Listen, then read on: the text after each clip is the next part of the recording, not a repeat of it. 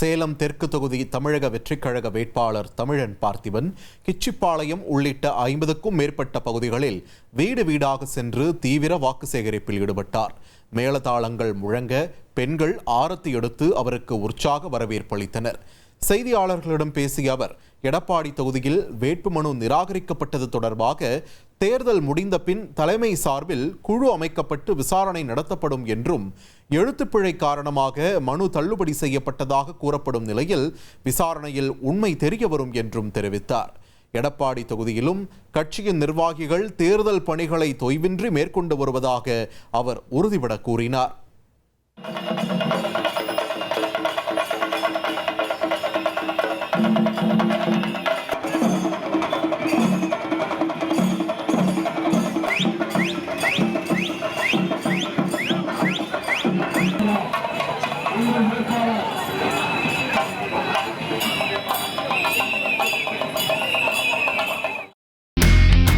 இனி செல்லும் இடமெல்லாம் செய்தி. தந்தை டிவியின் வாட்ஸ்அப் சேனலை ஃபாலோ பண்ணினா செல்ல இருக்கும் இடமெல்லாம் செய்தி.